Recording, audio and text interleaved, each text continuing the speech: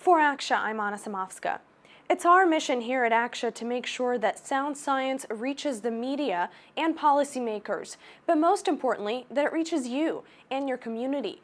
So when our very own Dr. Josh Bloom discovered that a friend battling cancer nearly died from the West Nile virus, something that could have been avoided, he knew we could make a difference.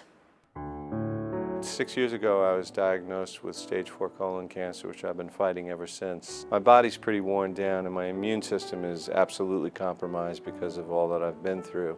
I was doing what I do every weekend, sitting on the back deck with my friends playing music, getting eaten alive by mosquitoes, which was the norm at that time. The next morning, somehow I woke up, I don't remember any of it, made coffee, was watching the news, and began to have grand mal seizures on the couch while watching the news. My high school-age son awoke to find me in the middle of this state where I was pretty much unconscious. And then I spent the next 10 days in an induced coma at NYU Hospital in intensive care. Doctors, after days and days, determined that what I actually had was West Nile encephalitis. You know, my family had already been through so much with me with the cancer diagnosis.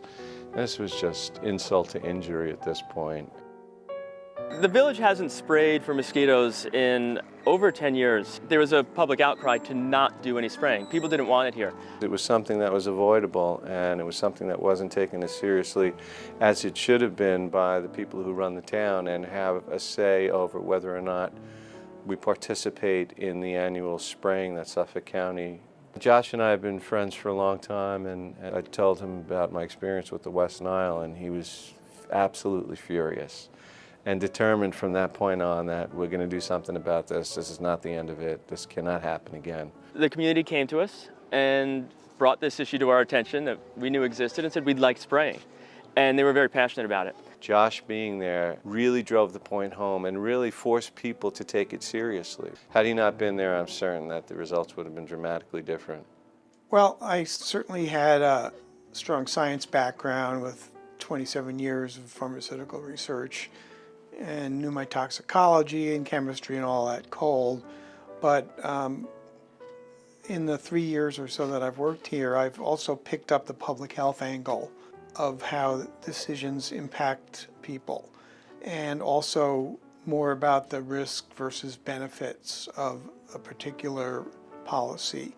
The ACSH message and the things that I've learned here made it much more effective.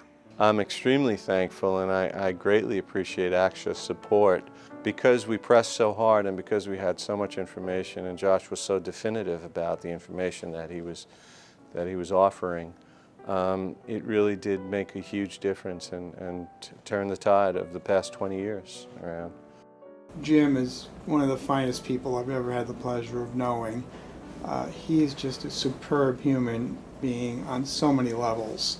That being said, I would have done anything to beat him for the softball championship. And he beat us pretty bad. He's a champ and has nothing to do with softball whatsoever. The battle against chemophobia on Fire Island has been won, but the fight is far from over. Each day, ACSH experts are committed to making sure you get the real facts, not just about chemicals, but pharmaceuticals, nutrition, tobacco, and vaccines. You can help us stay in that fight. Visit our website and find the facts at ACSH.org.